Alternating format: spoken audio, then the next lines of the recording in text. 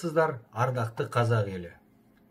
Биылғы жылы біздің мемлекетіміздегі мемлекет, қоғам және жеке адамдардың өмірін реттейтін негізгі құжат болып табылатын Конституциямызға 25 жыл толып отыр. Бірақ Конституцияның мерейтойын тойлап отырып, біз қазақ тарихында тұңғыш рет Конституцияның алғашқы жобасы қашан және қалай жасалғанын, оның авторы кім екенін білгеніміз абзал болар. Бүгін менің бейне ролигім осы тақырып туралы әңгіме қозғамақ. Жалпы қазақ тарихындағы конституциялық қозғалыстың пайда болуы белгілі қазақ зиялыларының есімдерімен байланысты. Сонау 1911 жылы Әлихан Бөкейхановтың өтініші бойынша қазақтың көрнекті ағартушысы және шығыстанушысы Барлыбек Сыртанов қазақ елінің жарғысы деген атпен болашақ қазақ автономиялық республикасының алғашқы конституциясының жобасын дайындаған болатын. Яғни, қазақ басшыларының қаншалықты алда тұрғанын көруге болады. Алаш партиясы ол кезде әлі құрылған жоқ. Ресей империясы да әлі өмір сүріп отырды. Ленин мен Сталиннің өздері абақтыдан қашып шетелге кеткен. Ал біздің білімді қазақтарымыз сол кездің өзінде болашақ қазақ автономиясы туралы ой қозғап, нақты құжаттарды даярлап қоюға тырысты. Қазір өкінішке орай Қазақстанның алғашқы конституциясының алғашқы жобасы болған бұл құжат туралы аз айтылады. Неге екенін білесіз бе? Себебі бұл жобада Бөкейханов, Сыртанов және олардың жолдастары қазіргі қазақстандықтарды дүр сілкіндіретін идеяларды алға тартты. Олардың басты мақсаты ең алдымен қазақ халқының тұрмысын жақсарту еді. Қазіргі тілмен айтқанда олар ұлтшыл болды.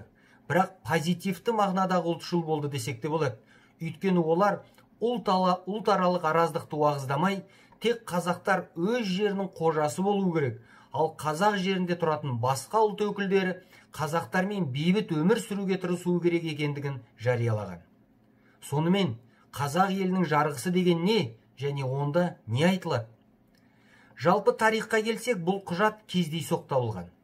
1980 жылы сол кезде әлі жас ғалым болған Сәкен Өзбекұлы өзінің ғылыми кеңесшісі академик Салық Зимановтың жолдауымен 19 ғасырдың аяғы 20 ғасырдың басындағы Қазақстан жеріндегі саяси ойларын зерттеуге кіріскен еді. Кейіннен Сәкен Өзбекұлы жинақталған материал негізінде Санкт-Петербург университетінің Қазақстандағы саяси және құқықтық ойлар тарихындағы рөлі тақырыбы бойынша кандидаттық диссертациясын қорғауға шешім қабылдайды.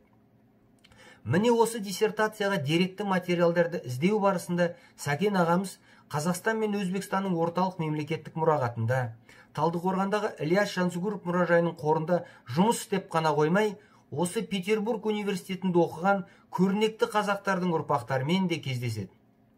Осындай кездесудің бірінде 1981 жылы Сәкен ағамызға Санкт-Петербург университетінің түлегі болған Барлыбек Сыртановтың қызы Ханифа Барлыбек қызы Қыдырбаева әкесі араб графикасында жазған қазақ елінің жарғысы деп аталатын құжатты тапсырады. Алайда сол кезде бұл құжат көпшілікке белгісіз болып қалды. Өйткені сол кездегі кеңестік коммунистік идеология оның таралуына былай да былай жол бермес еді. Сондықтан да алғаш рет қазақ елінің жарғысы толық тек тәуелсіздік алғаннан кейін 1992 жылы Түрік Бірлігі газетінде жарияланды. Алайда Сыртановтың осы еңбегіндегі кеңінен қамтылған идеялар тым ұлттық болғандықтан, олар күні бүгінге дейін белгісіз болып қалып отыр. Осы құжаттың бір талы менің қолыма түсіп, бүгін мен сіздермен осы құжаттағы айқындалған негізгі идеялармен бөлісіп қана қоймай, толық нұсқасын беруге тырысамын. Сонымен 1910 жылы Бөкейханов пен Сыртанов Санкт-Петербургте кездеседі. Кездесу барысында Бөкейханов Сыртановтың шынайылығына, руханилығына, жоғары біліміне, ақылдығына және сонымен бірге қарапайымдылығына таңданғаны соншалық, ол осы кездесуде Барлыбек Сыртановқа өзінің басынан ұзақ бойы кетпей жүрген тәуелсіздік туралы саяси құжат дайындау идеясын жүзеге асыруды өтінеді. Елі мен жерін жат жерде жүріп аңсаған Барлыбек әрине бұған келісімін береді. Жалпы Сыртанов дайындаған құжат 28 мақалаға бөлініп, кіріспеге және 4 бөлімге топтастырылады. преамбуласының өзіне қараңыздаршы. Қазақ елі ежелгі халықтардың бірі. Оның тарихы ғасырлардан басталып, қазақтар тәуелсіз өмір сүріп, өз жерін қорғады. Ұрпағына қамқор болғанның арқасында олардың саны 7 миллионға жетіп, сан жағынан қазақтар Ресейде 3-ші орында болды.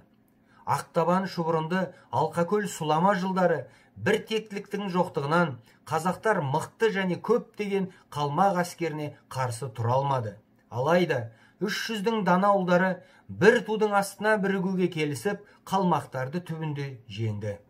Бірақ жеңіске қарамастан Әбілқайыр хан кіші жүз қазақтарын Ресеймен одақ құруға итермелеуге тым асығып кетті. Бірақ орыс патшасы жасалған келісімді бұза отырып, қазақ жеріне бекіністер салды. Экспансияны күшейтіп, көптеген орыс шаруаларын қазақ жеріне қоныстандырып, қазақтардан жерді, нан мен суды тартып алды. Байқұс қазақтар өз жерінде қожайын болудан қалып, қаңырап қалған дала мен құмға айдалды.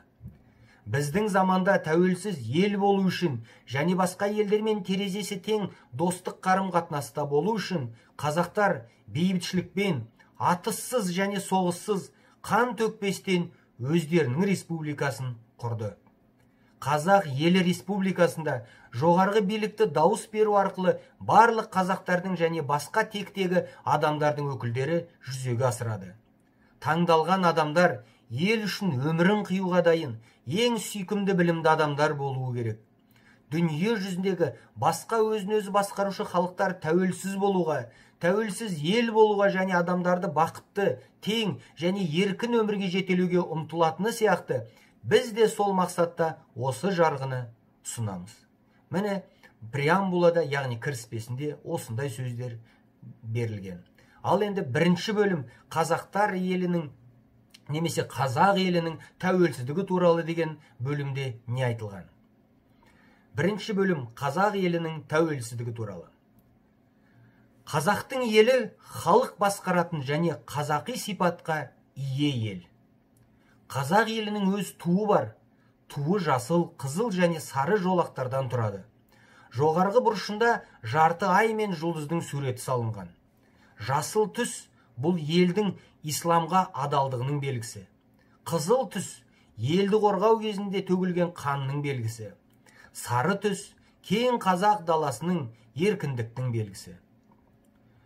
Бұдан былай қазақ елі Ресеймен достық қарым-қатынаста болады, яғни доминион мәртебесіне ие болады. Қазақ елінің жоғарғы органы ұлттық мәжіліс. Оның құрамына сайланған депутаттар 4 жыл бойына қазақ елінің басшысы болатын президентті сайлайды. Бір президент елді 2 мерзімнен артық басқара алмайды. Президент қазақ елін министрлер арқылы басқарады. Президент министрлерді дербес таңдайды, бірақ министрге ұсынылған үміткер ұлттық мәжілістің дауыс беруімен ғана мақұлданса, лауазымға тағайындалады. Министрлер өз жұмыстары туралы президент пен ұлттық мәжіліске есеп береді. Қазақ елі президентінің өз орынбасары, вице-президенті бар. Вице-президент тікелей президентке ғана есеп береді. Қазақ елінде билік заң шығарушы, яғни парламент, атқарушы, яғни өкімет, және сот болып 3 тармаққа міндетті түрде бөлінеді. 3 билікте бір-біріне бағынбайды және заңсыздыққа жол бермеудің кепілі болады. Міне осылай бірінші бөлімде айтылған. Екінші бөлім адам құқықтары туралы деп аталады. Бұл жерде былай делінген. Қазақ елінде барлық адамдар тең құқылы. Адамды діні, қаны, әлеуметтік немесе этникалық шығу тегі бойынша кемсітуге жол берілмейді. Адам заң мен Құдайдың алдында ғана жауап береді. Қазақ елінде адамдар бостандыққа, теңдікке және бақытты өмір сүруге құқылы. Қазақ елінде ер мен әйел тең. Қазақтың ерекшеліктері әйелдерді қорламайды және олардың келісіммен ғана жүзеге асырылады. Қазақ елінде адам өз ойын еркін білдіруге, бірігуге және партияларға қосылуға құқылы. Этностар арасындағы араздыққа бағытталған қауымдастықтардың, партиялардың және адамдардың әрекеттеріне тыйым салынады. Кінәлілер заңға сәйкес жауап береді. Қазақ елінде адамды сот шешімі болмаса ұстауға немесе түрмеге отырғызуға болмайды. Ұсталғандарға қатысты сот шешімі 24 сағат ішінде қабылдану керек, әйтпесе олар босатылады. Заңсыз ұстауға жауаптылар сот алдында жауап береді. Қазақ елінде хаттар мен хат хабарларды ашуға жол берілмейді. Оларды ашу рұқсаты тек қана соттың құзыретінде. Адам меншіктің кез келген түріне иелік етуге құқылы. Мүлікке иелік ету, пайдалану және оған билік ету адамға зиян тигізбеу керек. Меншік құқынан айыру заң негізінде және материалдық өтемақы төлеу арқылы ғана жүзеге асырылады. Осы жарғының 3-ші бөлімі қазақтардың жері туралы деп аталады. Бұл бөлімде былай делінген: қазақтың жері қазақ халқының меншігі. Қазақ жері сатылмайды, өйткені Құдай оны адамзаттың қажетіне жаратқан. Минералды ресурстар, ормандар, сулар, көлдер мен таулар қазақ елінің иелігінде. Ірі қара өсіру, егін егу, үй салу, ауыл шаруашылығымен айналысу үкіметтің рұқсатымен ғана жүзеге асырылады дейді. Ал осы жарғының ең соңғы 4-ші бөлімі сот туралы деп аталады және ода былай делінген: сот билігі дербес жүзеге асырылады. Сот шешімдері заң мен сот ережелеріне негізделген. Судьялар дауларды қарау кезінде үкіметке де, халыққа да бағынбай, заң мен сот ережелеріне сүйене отырып шешім қабылдайды. Судьяларға ықпал ететін адамдар міндетті түрде жауапқа тартылады. Қазақ еліндегі барлық судьяларды ұлттық мәжіліс өмір бойы мерзімге сайлайды. Заңды бұзған, сондай-ақ заң талаптарын сақтамаған судьялар қызметінен дереу босатылады. Қызметтен босату қарапайым азаматтың шағымы немесе қазақ елі соты төрағасының шешімі негізінде жүзеге асырылуы мүмкін және ұлттық мәжіліс көпшілік даусымен бұл шешімді бекіту керек. Егер қызметінен босатуға негіз болған жағдайлар дәлелденбесе, судьяның өкілеттігі жалғасады. Судьялардан қазақ тілін білу талап етіледі. Басқа ұлт өкілдері сотта өз тілінде сөйлеуге құқылы. Алқа билердің ауыр қылмыстарға қатысты қылмыстық істерді қарауға құқығы бар. Алқа билердің саны 7. Сот мекемелерінде партиялардың қызметіне жол берілмейді. Судьялардың партия мүшесі болуға құқығы жоқ. Егер мұндай құпия мүшелік анықталса, ол қызметінен дереу босатылады. Міне, Барлыбек Сыртановтың Әлихан Бөкейхановтың өтініші бойынша жасалған қазақ елінің жарғысы деп тарихта атқа ие болған, бірақ іс жүзінде қазақ тарихындағы тұңғыш конституцияның тікелей мазмұны осындай. Өздеріңіз көріп отырғандай, осы құжатта көрсетілген көптеген статьяларға қазіргі тәуелсіз Қазақстан Республикасында біз қол жеткізіп отырмыз. Бірақ қолымыз жетпей әттеген-ай деген сәттері де бар. Бірақ енді бұйырса, ел даму барысында, мемлекеттік даму барысында, ұлттық сана сезім даму барысында барлық айтылған дүниелерге де қол жеткізеріміз анық. Ел болайық, бір болайық, тарихымызды аялайық, ағайын.